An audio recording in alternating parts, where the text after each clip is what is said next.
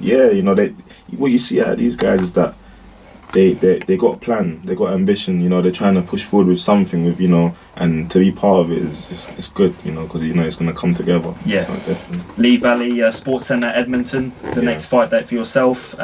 Just talk to me a little bit about how the fight materialised. I know you're an unbeaten prospect. You're kind of going through that transition phase now where you're looking to step up in meaningful fights. I mean, kind of how did the fight come about, and what are you most looking forward to be boxing in London, North London? I mean, we're just looking for a show to get onto, really. You know, it's like, okay, we're looking for somewhere to get myself back out again, to get the ball rolling again, so we can start looking at them fights and start looking at them titles and see who's out there. Do you know what I'm saying?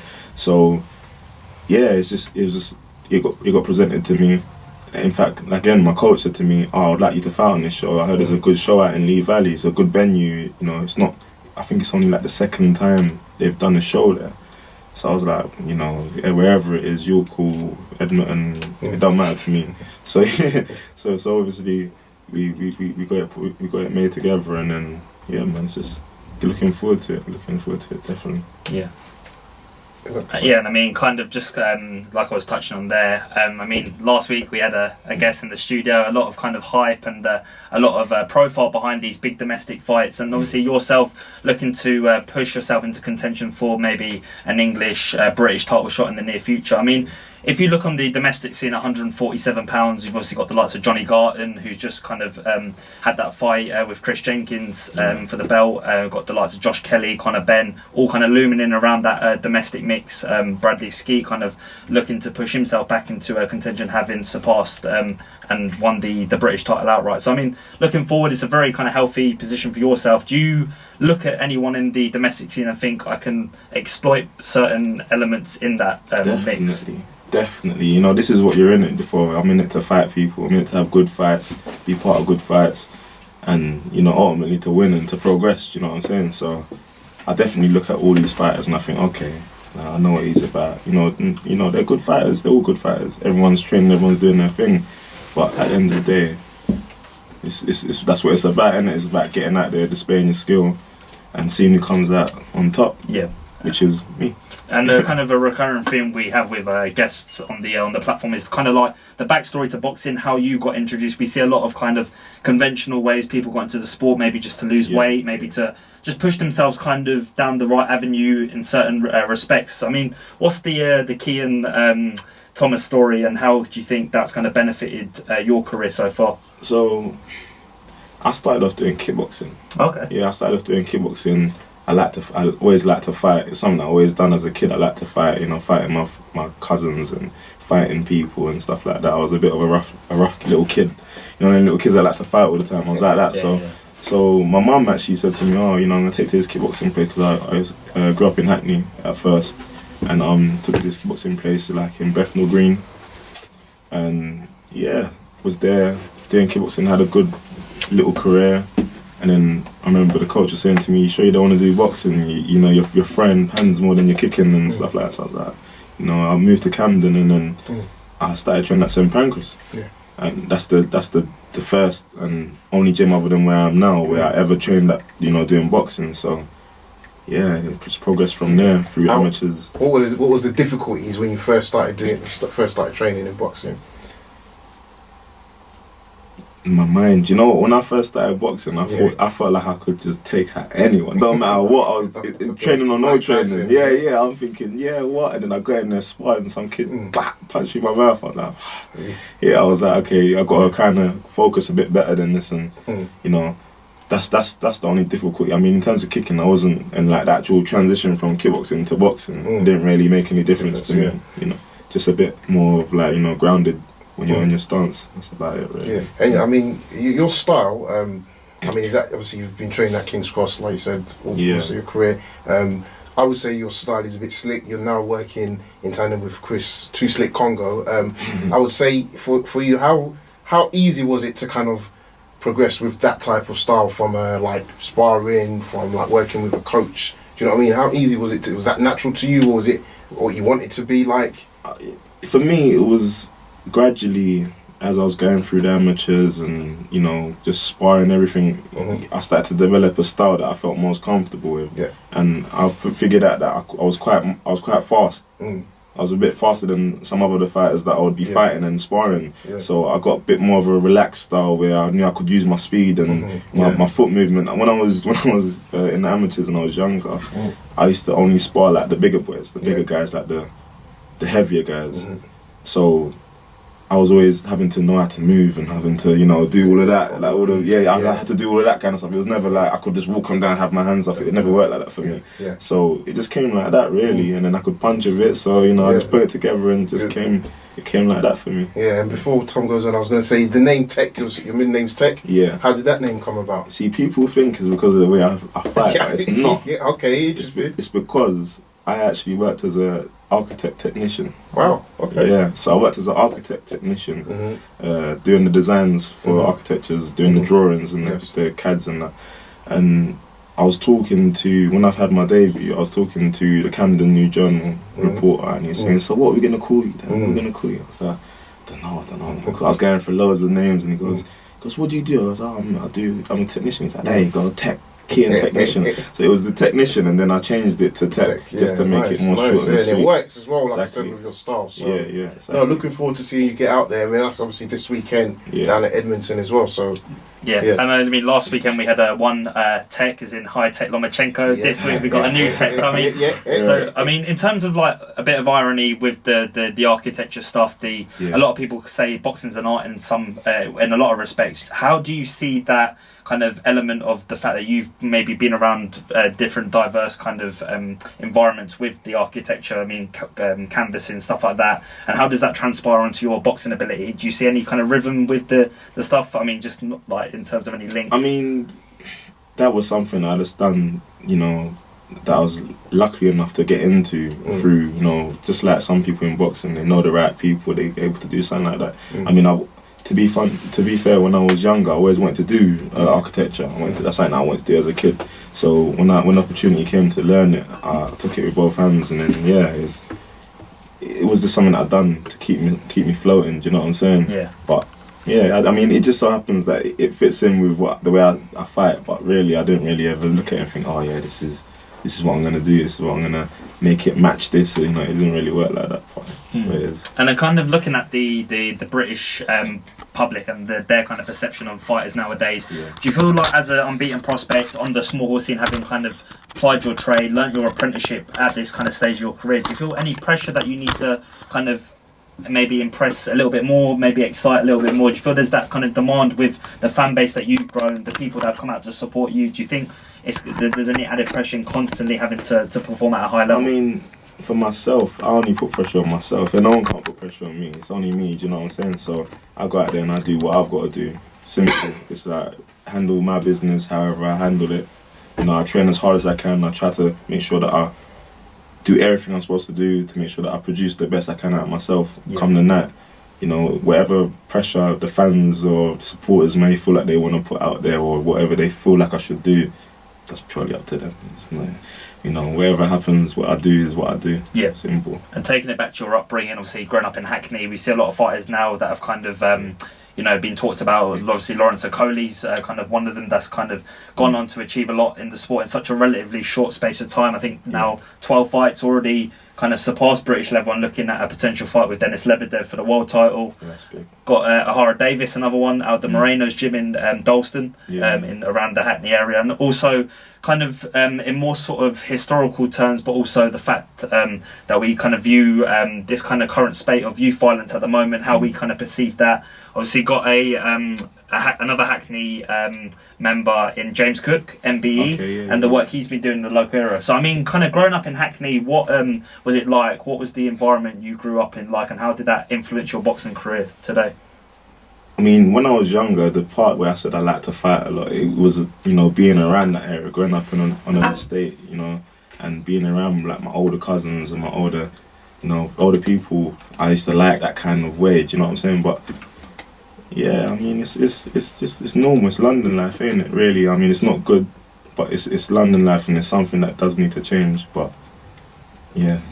Yeah, and I mean, like, just touching, I mean, following up on that, there's a lot of positives we can take from the kind of the situations that are happening now, but also using boxing as the form of discipline, how we instill that kind of drive and purpose in young people. I mean, are you looking to potentially maybe do some ambassadorial role for the local community? I mean, especially around Camden, I've got a few friends who you know, I've got a lot of friends that do things, that do different things that are positive, you know what I'm saying? Yeah. And we're all trying to come together at some point to kind of push, you know, something. You know, we're not too sure in exactly what you're going to do, you know, helping out with anything. It could be, you know, work CVs, it could be boxing, it could be fitness, it could be anything, cooking, baking, you know, because it could be anything. Not everyone likes boxing, it's not for everybody. So, yeah, I mean, I'm trying to use myself and the influence that I could have on people to push that as much as I can. You know, so definitely it's something that I'm interested in. Definitely. Yeah, and then obviously this weekend, I'll say it's not looking past it totally, but in terms of like next steps, is English title on the horizons? British, like what would be your sort of next 12 to 18 months if you could like have a way of mapping it out? I definitely need a title. Yeah, I definitely need a title. It's something that I need to have. You know, obviously I've had fights. I've learned. I've fought. I think I'm one of the only fighters that I've actually fought abroad. I fought in Spain. I fought in Finland. Wow, you know, I've travelled. I've not just fought at York Hall. Yeah. How did that come about? Which was the first one? Yeah. So basically, my old coach, he knows a lot of international people. You know, and you know, I'd train with international fighters from Finland, Sweden. You know. And they would have shows out there, and they'll go, okay, who's this guy you're training with? Oh, yeah, Kian Thomas. Oh, well, does he want to fight out here? You know what I'm saying? All right, cool. You know what I'm saying? Pay for my opponent, pay for my flight, and I'll fight out there. It's simple as that. You know what I'm saying? Obviously, experience. That's what I mean. Not everyone has that, so I believe I come with something a bit different than what a lot of fighters have. You know, it's York Hall, and that's it. Yes, exactly. So. Yeah, I mean, it's definitely something that I want to push forward with titles. After get this fight out of the way, have another fight, get myself onto 10, and after that, I kind of look at everyone and look around and see who's there and who's standing, and we start picking apart people. And when you look at the division, obviously, I think what is it's mentioned, Jenkins, Echo Esman, I think also has a title, right? I mean, who in the division do you look at and think, yeah, I wouldn't mind? Like, stylistically, will match up really well, and I think that would be a good showcase for you. Do you know what? Everyone wants Jenkins now, don't they? Everyone's going to want Jenkins. It's only right, because obviously he's got the strongest title in the country. He's got the British title. And he's not necessarily the strongest fighter in the division. In Britain, do you know what I'm saying? That's your opinion, you're allowed that. Yeah, of course. So, you know, I mean, he's come up too. So, you know. So that's, you know, with time, with experience, it's something I would do. Obviously, the English title, if it was presented to me at the right time, you know, everything. There's no fight that I look and I think, oh, I'd weigh it up and go, okay, is the title something that I'm looking for? What stage am I at? You know, and then I'll act accordingly. Good. I mean, and in terms of you said title, but you know, I say being active. You know, you get this fight out the way. Could we potentially see you again in September and before the year finishes? You think you'll fight before the end of the year? Of course, This fight here is in April. I'm trying to, if I'm not out the end of the before the end of the year, it'll be I mean, obviously, God willing, no injuries or anything. But as long as you get the fights made, because it's difficult, right? I've noticed one thing. I was going to say in the English scene, it's difficult once you're perceived as being a bit of a threat. It's difficult to get guys that really want to take you on, right, at the right level. So. Yeah, hopefully we see you. That's what I'm saying. Once things are, you know, if things are fair for myself, and you know, and we look at certain routes, there's loads of routes. Because I mean, people take loads of different routes. It doesn't have to just be the standard route. So whatever we're able to do, and whatever is good for us and good for me. You know, it's simple. We're here to support that as well, brother. So we want to see you take that route. You know what I mean, to those right steps, because. Again, it's good to see exciting fighters in for me, not just domestically. It's good to know that you fought abroad as well. And sometimes, you know, fighting abroad, becoming a road warrior is not something that's done by a lot of our athletes in a lot of different sports. So, hats off to you on that one, bro. Trust me. Thank you. Yeah, 100%. And would a fight in the US excite you if it was presented maybe in the next 2 or 3 fights? Yeah, 100%. I mean, you know, if it comes up and, you know, it's a chance that I can take, it's more exposure. you know, to say you fought in the US is, you know, everyone wants that. It don't even matter where you're fighting in the US. It's just to fight there, just to say it. Do you know what I'm saying? So yeah, no, 100%. That's definitely where I'd like to. And I mean, and on that, I mean, I'm not talking about any deal for yourself specifically, but as a boxer looking at the game now, compared to 2 years ago, do you look at it and think like, wow, there's really an opportunity to make a name for yourself, but then also like, let's be honest, look after your family. You know, I know you're a family man. Do you look at it and is it quite like appetizing at the moment, the boxing game? You know, it's I stepped away from it and I was watching. I was still a fan. You know, I'm still watching the sport and everything. Obviously, feeling bad that I'm not doing it myself. And then it's just built me up. Hunger. I'm thinking, okay, well, this guy's not that good. I mean, he's doing his thing, but you know, he's not someone who's way gone. You know what I'm saying? So I'm thinking, why can't I be there? Why is that? Why can't I get a bit of that cake? You know what I'm saying? So now I'm back now. It's like, okay, I'm looking at everyone thinking, okay, what do you really do that makes you different from me? And I don't really see a lot out of none of these guys. And that's the truth. Yeah, that's the mindset you've got to have though, brother, because you look at a lot of people that have come through. I mean, a guy I saw recently, I want to say Andre Showtime Sterling, he was a guy who fought. You know what I mean? Interesting character as well, kind of come through nowhere. And like, I mean, I'm not saying Richard Riakpor's the same thing, but again, like this time last year, nobody really knew him, but then all of a sudden, you know what I mean, he's on match. Even if you look at Dillian White, you look at him, and at first, I remember I watched him on a show years ago. Sorry? Years ago. He had the you know, just some basic shorts and just, you know, just doing his thing. And I remember people saying, oh, he's gonna be good, you know, and you know, that gets said about a lot of people. And then look where he is now. You know, his opportunity comes, he took it, he knew how to play the game, the cards that he was dealt. He played it, and then now he's flying. You know? But it's that opportunity, right? And it's that thing about, we were speaking about, you know, before we started, it's like, you know, with Crawler, if you get the opportunity, you're going to go for it. So Dillian White, for me, is just hard work. As much as he's a bit savvy and he's himself, he's a very likeable guy now, I think it's his hard work that's really kind of been like the attraction. Everyone's like, wow, this guy, he got knocked out by Adrian. You've got to match it, otherwise you're going to make a fool of yourself. This is it, that's in the ring. But I mean, outside of it, right, as well, people can say, right, he's kept improving. He's not let the AJ loss sort of get him down. He's just said, move on and I'll be back again. And fair play. Yeah, in terms of the, I suppose the routine kind of with camp fights, obviously now preparing probably more diligently than you ever done before in your career. Just talk to me kind of a little bit about the routine that you've kind of established from an early part of your career and how that's boosted your confidence within camp, obviously to stay away from the kind of the little treats and also the kind of injuries that could plague some fighters if they're not fully prepared. For me, it's, you know, you gotta.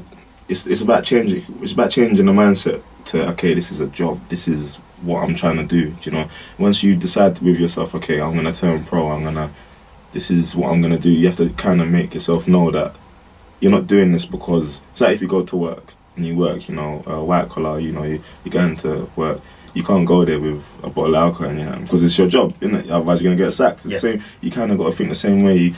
You know, I've got friends that they go out, they drink. You know, they do what they want to do. They eat this, they eat that, and at some points they get to me, and I thought, you do feel like that sometimes. But at the same time, you think, okay, when I have this fight, and everyone that is drinking alcohol comes to my fight and sees me and goes, they're gonna look and think, oh, Kian.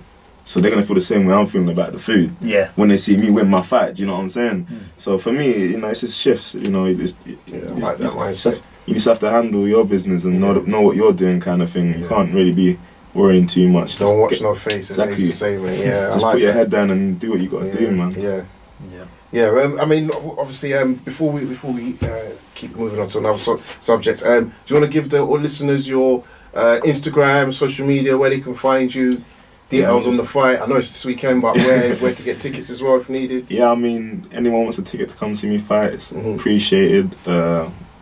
Instagram me at Kian_Tec_ Thomas. And I mean, I don't have a Twitter. I need to get one. I've been getting told for ages. Have you got a Twitter? No, I ain't got a Twitter. Probably best. I like to post a picture. I don't really like to do all the writing. So it's like, you know, there's only 140 characters, as they say. So it's like exactly. I got a whole back, and I can go in sometimes. You can't go in. So obviously this weekend, again in your division. we see a guy that is definitely within the top 5 pound for pound. You know, that list can be argued. But coming up against a guy who probably for the way he's disliked, probably gets a lot more criticism than his actual ability, Amir Khan versus Terence Crawford, taking place in New York. Obviously, we're going to get into it, but guys, just tell me, what do you think about that fight as we're now approaching fight week? Has your mind changed from an original pick? You're still picking with the same guy? You know, just break it down for us. From the beginning, when that fight got made, I said, okay, Khan he can win. I believe he can win it. I do believe he can win it. I don't think he's going to win it, but I believe he can win it. I think, like I said to you before, I think that he can win. I think he's going to win the first third of the fight. So the first 4 rounds, he's going to do his thing. And then after that, I think he can start getting broken down towards the end. I see him getting stopped around the 11th, 10th. Yeah. That's where I see it then. But, you know, I wouldn't be surprised if Crawford, you know, comes out there, switches southpaw and switches back and just beats him on points, you know. I wouldn't be surprised. Yeah, it is a tough ask no matter which way you say it. But I think the key thing is, Khan's early, how he starts that fight is going to be really key, isn't it? What's your thoughts, Tom? Yeah, I agree with Kian. I think don't quote me on this. I'm not too sure who it was that said it, but I think one of the pundits for one of the TV platforms said about how Khan's one of the best 4-round fighters probably to ever kind of lace glove. But that's a bit harsh, but I get what they're trying to say. Yeah. But you know, I think Crawford's just skill, his ability to negate probably Khan's size in some respects with his jab and his movement, I think it's going to deter Khan, particularly later on in the fight. I do think Khan, I know it's cliche to say that he's probably most diligently prepared he has been for any fight, obviously the magnitude of this fight, but I generally do believe that he has got all the tools to cause, not, I wouldn't say an upset, but cause Crawford problems. I do think Crawford's going to get to him late on as well. I just think maybe the body's going to play Khan a lot in the fight. He's probably going to get touched to the body quite a lot early on, and that's probably going to sap his energy in terms of engaging on the inside, which is probably not what he's going to want to do mid to kind of late rounds, because Crawford's very good at tying you up, spinning around the target, and also just kind of letting his hands go. So yeah, I think Crawford's going to win by stoppage. I'm not too sure what round. I'm not as confident as kind of the 11th, kind of 10th, 11th round call. But no, I think it's going to be a good fight early on, and it makes for I suppose a climactic finish. I mean, from a point of view of obviously Khan's necessarily outside, he's kind of clearly the underdog. You know, the media are like he's going to get whitewashed, knocked out, blah blah blah. Mentally, what do you think Khan? You know, where can he take belief in his own ability that he can actually win this fight? If you're looking at Khan at his past fights, where do you think he can see success within himself to win the fight? Speed and distance. Yeah, 100% speed and distance. If he can make the fight boring, if he goes there and he goes, you know what, I'm gonna win this fight. I'm just gonna make it boring. I'm just gonna jab and right hand and just move, circle around the ring. If he does that, which he tries to do, and then he stops because he gets a bit gassed up, and then that's when things start to go wrong for him. You know what I'm saying? But if he does stick to that, I can see it being a hard fight for Crawford. Yeah. But he's prepared for it, I guess. I mean, Crawford, out of everyone, knows that that's what he might try and do. So I'm sure he's prepared for that. I think that's kind of what separates Crawford from the rest of that kind of bunch at the elite level. I think the fact that he knows he doesn't have to necessarily engage all the time. He's got the movement and the ring generalship to kind of move around the ring and just be kind of flamboyant in his style. And I think Khan's probably going to need to impose his size early on. He's going to need to let Crawford know that he's there. I mean, throughout the fight, try and get him to respect his power. Do I think Khan's got the power to hurt Crawford? Probably not. But there's that fact that he's the bigger man naturally. He's obviously not had to climb up weight to kind of naturally mould into that weight, which Crawford's had to do. And he's never faced kind of the Khan came up from where? Lightweight? It was a lightweight, isn't it, Khan originally, right? It was 140, So I know what you mean. He's the bigger man. It's going to be interesting, though, from a point of view for me. I'm just thinking about Khan. I'm thinking Virgil Hunter. Is that going to be, you know what I mean? Is that going to be able to help him? I don't know. Bo Mack, it was that press conference you mentioned with Xavier and Bo Mack. I was there, and Bo Mack was very confident. He was, in Khan's face saying, "We're going to stop you in 8." And I just think could that turn Khan? Could that rile him? Say, you know what? I'm going to show what I'm about, because when it's all said and done, Khan is the biggest name on Crawford's resume, so we're on his CV so far. Do you know what I mean? Who has he fought that's bigger than Khan? It's true. Yeah. Nobody. If Khan that fought Devin Alexander turns up, because when he fought him, I was like, he's on his job. And sorry, carry on. Yeah, no, I was just like, if he turns up, then definitely it's a hard day's work. But I think even the Khan that was with Freddie Roach, obviously now he's got Virgil. You said about Virgil Hunter. What difference? I mean, obviously he's much more of a calculated defensive coach. Yes, and maybe that'll work in his favour in terms of. But when you slow down the pace against someone like Crawford, that's when he picks you apart. So maybe being fast and just being aggressive might work in his favour, and not trying to stop and trying to be a bit cute. That's when he starts to get beaten up. Yeah, I mean, I think that's, and I would say to add to that, fear. I think Khan's lack of fear probably is going to help him, because again, if you've been knocked out by Canelo, are you going to fear Crawford's punch as much? Of course you don't want to get hit, but like Canelo's a whole different type of beast. Then you know, for me, I think if Khan can approach it with no fear, like you said, stick to his game plan, be focused. It's not outside the realms of impossibility. I mean, for me, if you look at Crawler versus Lomachenko, this isn't as wide a gap. If that was just like no chance. You know what I mean? For no disrespect to Crawler, but that was no chance. This one, like I said, I think it's probably 70% Crawford, 30% for Khan. But yeah, it's going to be interesting. I mean, I'm actually a bit excited. I mean, what do you make about the promotion so far? Have you guys got a bit hyped about it, or you think BT have been average? Yeah, I mean, the fight to me is a big fight, but I don't feel like they've pushed it as much as I would like to see. You know, I saw a couple episodes. I saw one episode of Khan's training. And I saw one of Crawford's kind of merged a bit. Yes, and that was it really. Not much after that really. That is true, to be fair. It's not been, considering that it's Crawford and it's Khan. I think obviously over this side of the water, I think Khan's the one who's bringing in the people. Yes, but people, they're interested in Khan, but we're not that interested in Khan. You know what I'm saying? Yes, so it's like it's in America it might be a bit more of a bigger fight. But here it's big, but it's not. It's Khan. It's, we've seen Khan do his thing. We've seen him get knocked out. We've seen him win titles. It's like what more? That's true. I mean, obviously Brook is what we wanted, weren't it? Yeah. So because it's not Brook, it's like and I think there's a bit of excitement, but it's that it's knowing that it's a huge challenge. Do you know what I mean? It's just when I think about Khan, and you think, well, again, I rate him 100% because you wouldn't have to take this. I mean, this is a guy. You saw the way he fought Jeff Horn.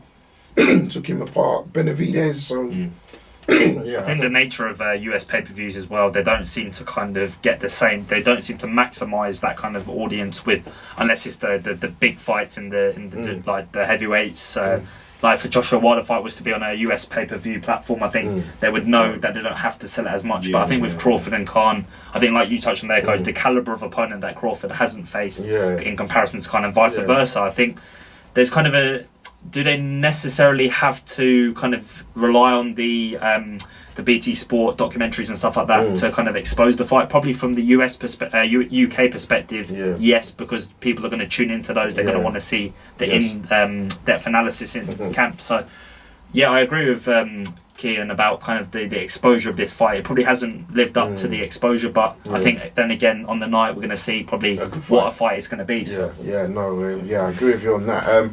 I guess it's a clean sweep, not a decisive. Well, I say clean sweep. You're saying Khan, so Crawford, late stoppage. Yeah, Crawford late stoppage. So I do think it'll be points. I think Khan will last. I think it will be his ability to nick a few rounds, as I was saying, just get to the end. I think he might get knocked down, but I think that will probably be his shining glory out of this. That what he went Crawford's a good finisher though, so if he does hurt him, there's no hurting and just get out of it. I think Crawford, if he hurts someone, he's No, I agree with you. Finishing it up. I just think Khan. Sometimes we give him a little less credit because I would say the Maidana fight, he was hurt. And Maidana is a bit of a big puncher. We saw what he did with Broner. Even Mayweather, he didn't trouble him, but he made it seem like he troubled Mayweather. And Khan held his own to a certain degree. He got wobbled and then didn't get knocked out. But Maidana's much more sloppy than Crawford. In terms of, 100%. In terms of he stays there to get hit, so 100%. But I just think the power, I don't know. Khan for me maybe points. I think it will be points. So he loses. So it's like Crawford. beats Khan on points. Yeah. So moving on to the other fight, which for me I think is quite big. It's growing. The women's boxing. But Clarissa Shields, she fought Christina Hammer. I got it right this week, Tom. She fought Christina Hammer, undisputed, all the belts, all the trinkets, even the newly created one. There we go. I don't know if you've seen any of the bits of the fights or the highlights, but what's your thoughts on that achievement?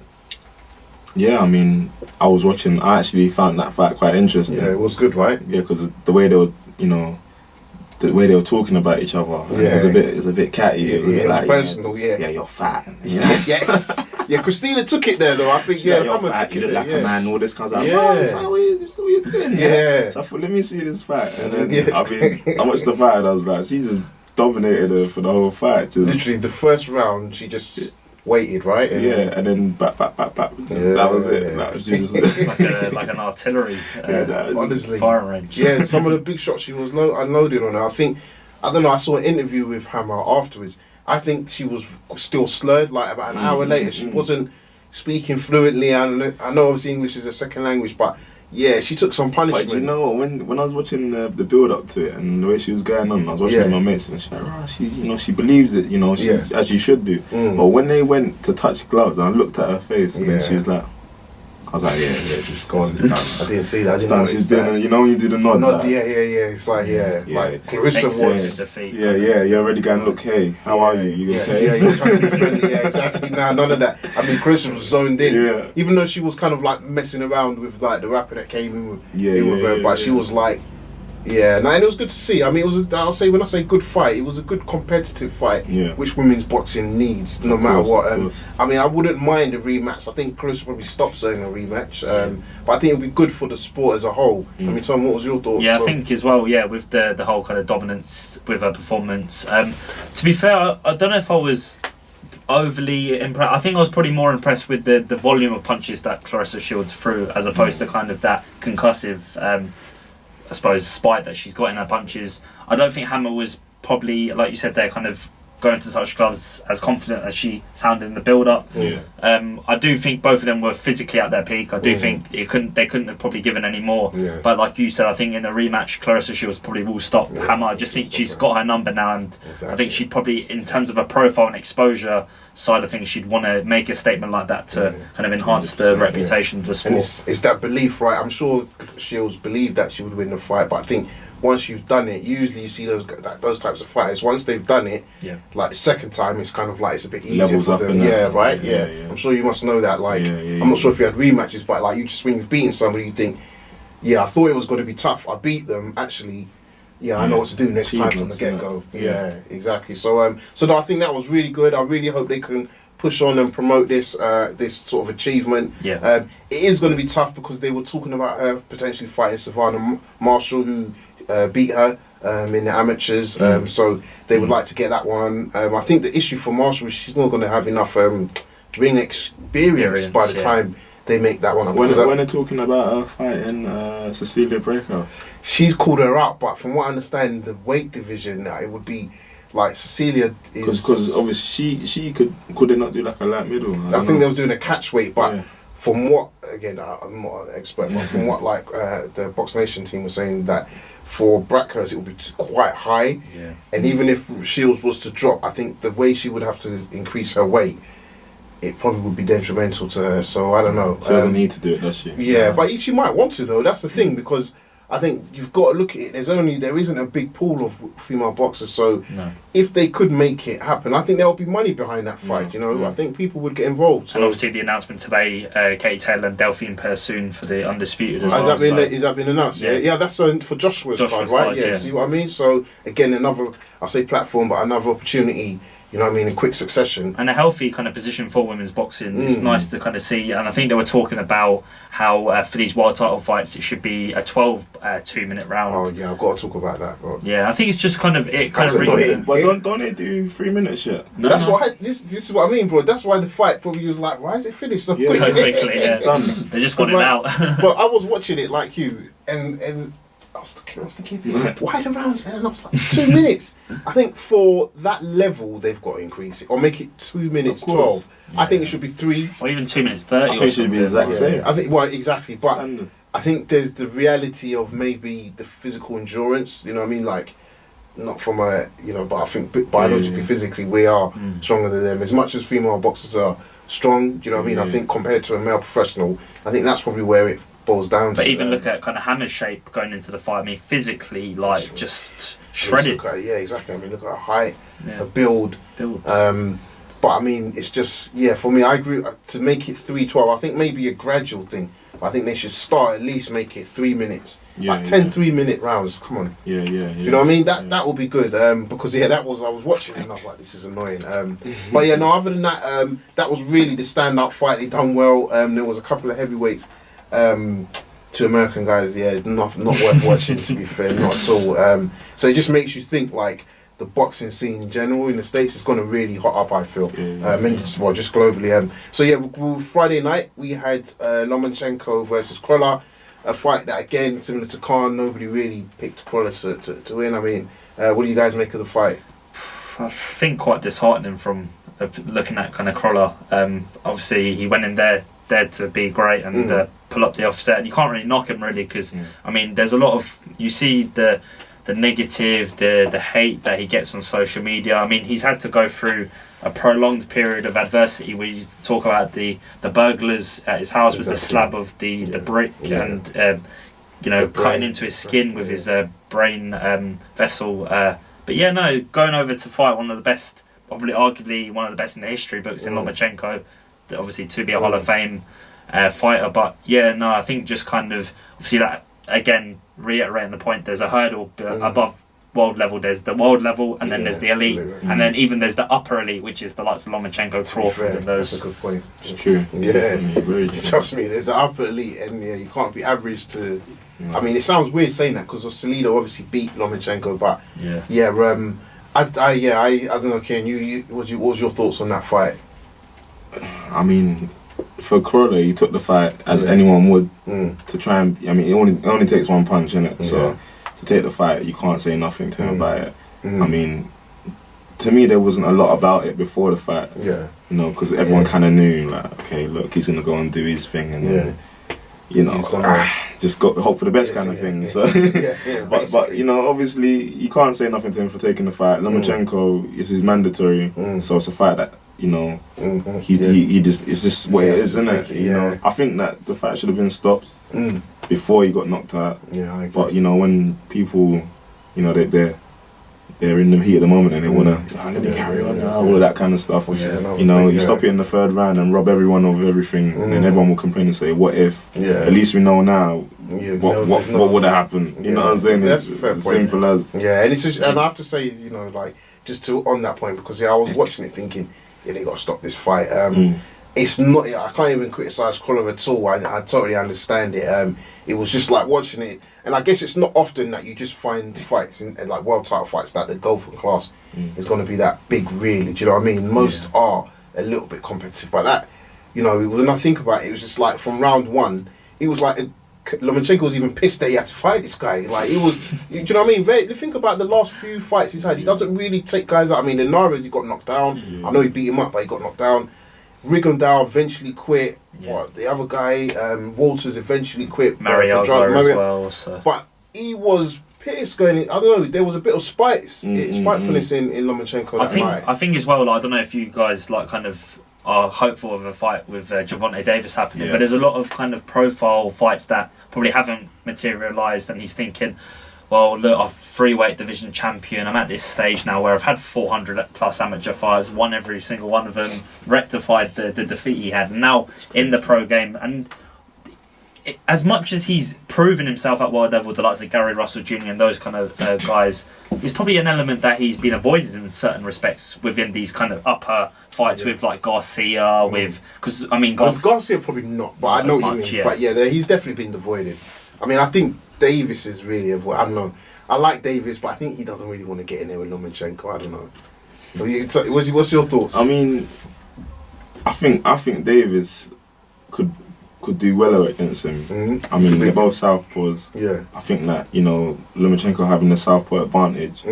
Obviously, he's a great fighter. Yeah, sure. You know, no doubt about that. You can't say nothing about him. Even for Krolla to get knocked out is no it's no, it's no problem. You know, it's like when Khan lost to Canelo. It's not. It's where it is. Yeah. But like, I think that Ronnie Davis, with his youth and his speed and that power that he has, especially when he's getting knocked over, he's getting hit. Yes, yeah. You can say what you want about Lomachenko, but he's still getting hit. Exactly. No, totally even agree, against Collar, he got out the fight with Collar, and he had the head. He says the head and all of that, but he still got hit a little bit. And you saw that in Linares. Exactly, Linares hit him. So I think if he gets in there against someone like Ronnie Davis, who when he hits you. He's spiteful and he's trying to hurt you. You know, I think that it could, maybe he wouldn't win it. I don't know, but like it makes a difference to me. It's a fight that I would love to see. I think out of all the fights right now, other than like Spence, Crawford, and Joshua Wilder, I think that's one of the fights that I look at. I think, And you know what it is? I'll just say so. Like, one of my criticism of Lomachenko in the past was, which still is obviously, is that he was in amateurs for way too long. Because clearly this guy is a level, like, he didn't need to be an amateur for so long. I think he should turn pro, but he was his own objective. With Davis, I just don't know if they'll take that risk. Because I think you've got to look at Lomachenko. I mean, if they can get over the Arum deal, I just don't know if they're going to look at Lomachenko and think, is it worth the risk losing to this guy? That's my own from the business sense. I don't think any fighter really fights anybody. Even Crawler's shown that they'll get in the ring with anybody, right? But the business side, smart moves, isn't it? Yeah, I think I'm looking at Mayweather and I'm thinking, would they? I don't know. Who's gonna fight him next? Not next, but in a few fights, I see Pacquiao fighting him. I can see it happening because Pacquiao takes fights. That's one thing. Like, he takes certain fights, he'll take it, and I think that. Again, with that whole southpaw thing, speed. Obviously, Lomachenko is much. He's got. He does circles around people and stuff like that. But Pacquiao's not one of them fighters that it's easy to do that with. That's like he showed. You can say what you want about Adrian Broner, but like he gave it to Adrian Broner that fight. Do you know what I'm saying? And he's old. He's much older. You know what I'm saying? So on that, what weight would they do that? Because that's the only thing I think. Lomachenko would have to come up. Yeah, but how do you think he would come up to one? What's Manny Pacquiao doing going down? He's Manny Pacquiao. I agree. 8 division champion. He doesn't need to do anything. Okay. You know what I'm saying? He wouldn't be moving down. If I was Pacquiao, I wouldn't move. I'd be like, if you want to fight me, we can do 140. See, a competitive fight, which is a bit of a shame they won't have. I would have loved is Lomachenko Garcia. I think Garcia beats Lomachenko.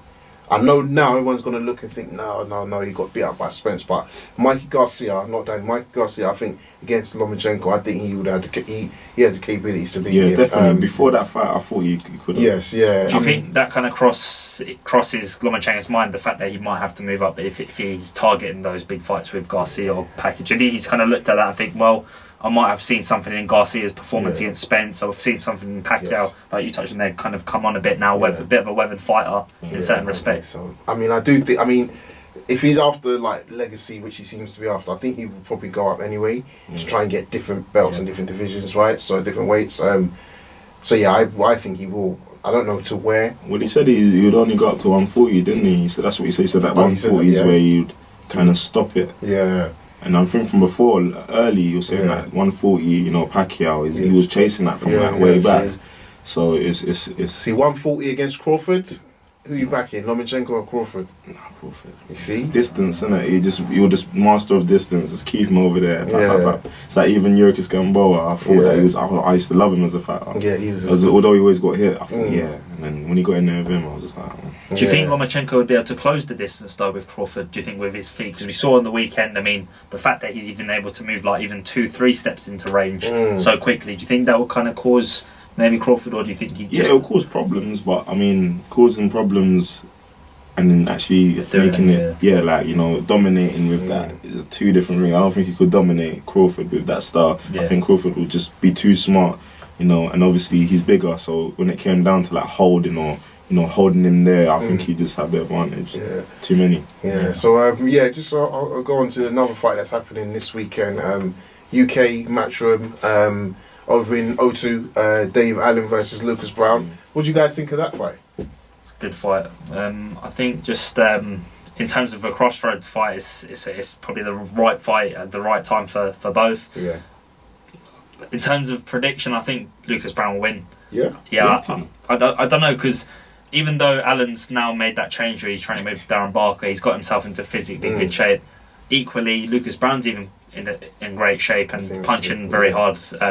So Lucas Brown is just like, to me, he's like, just so heavy on his feet and just like, I mean, I just don't see. I see Dave Allen just being a better boxer than him. Yeah. Like just being around better boxers through the UK, being around the better mixture of people. Yeah, exactly, like just his defeats. Exactly. I just see him having a better pedigree. Although he's obviously won a world title and done what he's done. Yeah. Obviously doing that over in Australia is a bit different. You know what I'm saying? So I feel like it's just it will tell when it comes to the fight, and he'll end up stopping him.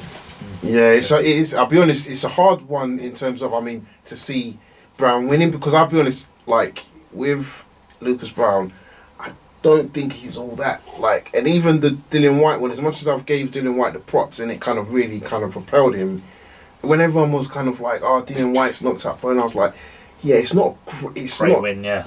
That was my personal opinion. So I personally see, Match Room also a business that's smart. I think this is the Allen. That formula for Dave Allen, he beats Lucas Brown, knocks him out. It's potentially crowd goes wild, and then he becomes a bit of a face, and maybe he can just sell tickets. I think it's a ploy to get him and Derek to fight.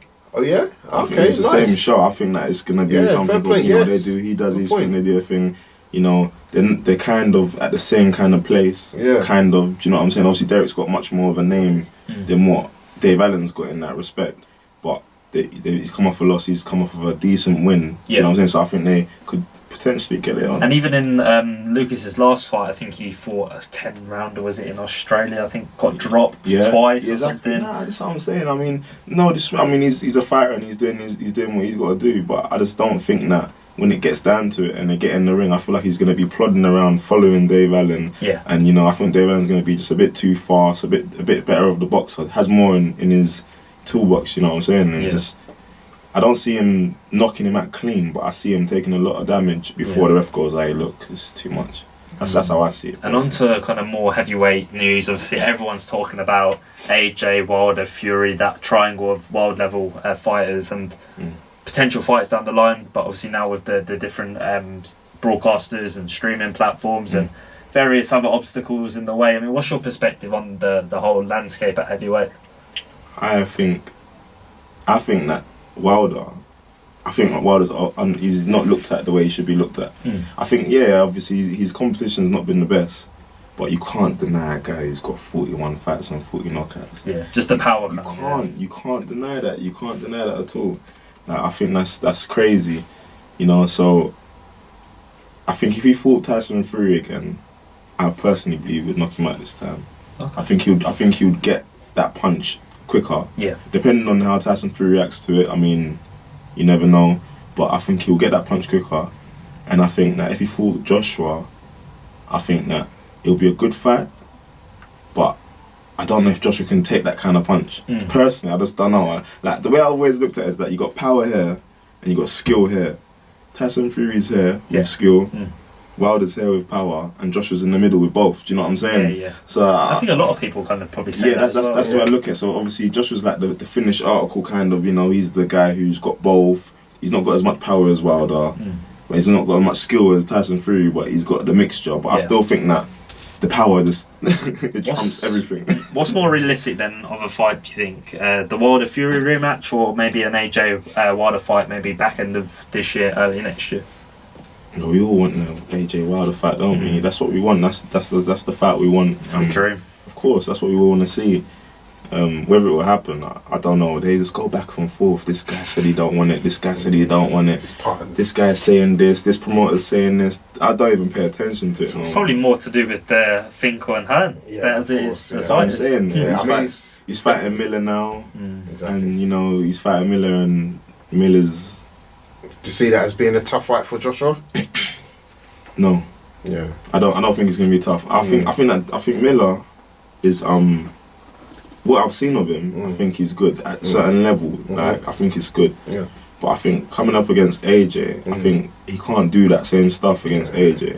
I think AJ is gonna just like if he starts to try to do anything like that, lean on them and like throw loads of shots and he won't be able to do that. Exactly. But he's a big guy though. I know a few people that train with him actually, like out in America, and they said to me that he's a big guy, but he's like a very, very big guy.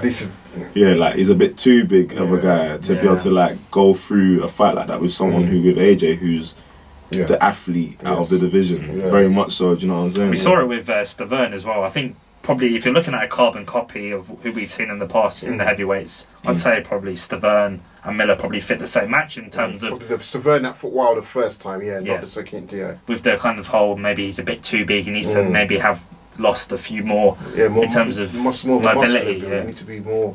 I mean, not muscle to like we're talking Frank Bruno, even Joshua, but it needs to be a balance. It needs to be a balance. Because that's what these heavyweights. Some of them be thinking, do you know what? I'm a heavyweight. I don't need to do this. I don't need to do that. It's fighting. Exactly. That's why people like AJ who pushes through and like does the extra bits. That's why he's who he is. You know what I'm saying? Because when he first started fighting and when in the amateurs, and you look at him from now, because I've known AJ since the amateurs, and like obviously he's he won AJ. Now he's AJ. Exactly. Now he's AJ. Before he's Anthony Joshua, now he's AJ. So you can see where all the work's gone into him. And definitely. I think that's more than both of them. Like Tyson Fury and Wilder, they ain't got that kind of work in them. No. And that's why I think the disappointing thing about that whole shenanigans is that the business side comes into it, and Joshua is such a commercial mastermind really in terms of his branding, that it hurts the negotiations for Wilder or Fury because they need to get up to the level of him, which us as fight fans are thinking, no, we're not interested. We just want to see you guys in that squared circle. But outside of that, they're talking, well, if I'm bringing this, you got to bring that. If you're not bringing this, why should I give you that? And that's going to hinder it. But I do think they will get those fights made. I think now we're really seeing that the cream is starting to rise, the money is building up, in terms of the publicity, its reach. Do you know what I mean? If we were all to get a text that Joshua and Wilder has been agreed for 1st of September, our phones will be popping off. Do you know what I mean? Media outlets, it's at that level now. So I think they will get the fight made. Maybe not this year, but I think within the next year, that fight will be done. And do you think there's any kind of ideas that the fight is probably closer in terms of like the way things are being portrayed on the media? Do you think? Yeah, I do think so, because they're talking better language, right? We're not talking 5. I mean, for us, 50 minutes, fucking, it changed, life changing, right? But I think now they're talking hundreds, 80s. So like, and I think there's an understanding that actually they're going to have to come together. So I hope that fight gets made, and I think it will. But just to sign off. So Allen versus Brown, you're picking Allen. We'll go back to that. Going with Brown, you said Brown. Yeah, probably have to stick to it. Even though I think you've changed my mind now, but I don't know. Bro, you got to be, you know what I mean? Decisive. Exactly, be stubborn in your decision. I think Chisora's going to win that fight. No, I think Chisora's going to win the Allen Brown fight. That's how decisive I am. I don't know, man. I don't know what's going on. But don't forget, Chisora is fighting on that card as well. He's now teamed up with Dave Coldwell. What kind of re-energize boxing ability, spirit do you think Chisora could bring now working with Coldwell? Sorry to interrupt. More focused. I think he's not had that stable around him where there's fighters like the likes of Jamie McDonough, who's fought for a world title against Naoya Inoue, one of the best pound for pound fighters there. You obviously got Anthony Fowler's come off a loss, but even then his work rate's probably reflected a lot on that camp. Bellew's been around the camp, he's gone for big fights. So I think everyone in that camp's had a big fight at certain different levels of their career, and I think that's going to push Chisora on a lot more to have that final chapter in his career where he can say, do you know what, there is still big fights out there for him. You've got Usyk coming up. I think he's targeted the fight with Usyk. I do think Usyk's going to come through the Takam fight with not, I wouldn't say relative ease, but he's going to, I think, make a statement that's going to say, do you know what, he solidifies that top 5 maybe heavyweights, even though he's not proven. But then again, it's kind of hard to say this early on. But I think Chisora's probably going to be a lot more focused and just have to kind of wait and see what's and unfold. And I mean, he seems happy. He seems happy doing what he's doing. And a happy fighter is, a dangerous fighter, a good fighter. So he seems happy where he is, although he's all the way up there. So I can only expect that he'll come and he'll produce something good. Hopefully, and I think one of the good things with Chisora that I've seen, really, since the Dillian White fight is that the crowd are cheering his name. After the Takam, when he stopped Takam, crowd cheering his name. Even though he got knocked out, the crowd still warmed to him. He didn't really see him get... The banter wasn't really about Chisora as much as other guys in terms of when he got knocked out. So he seems to have a bit of a backing, and like you said, he seems happy. The dark side of Chisora seems to... Of course, I'm sure it's there, but do you know what I mean? It's not showing its ugly head as much. There used to be press conferences and he'll just be there like, doing grumpy, you know what I mean? Like he's like, yeah, I'm doing road in his press conference. Yeah. Say something, you know what I mean? He seems to moving away from that, and I think that's only good. You know what I mean? He's been a family man, so yeah, I hope.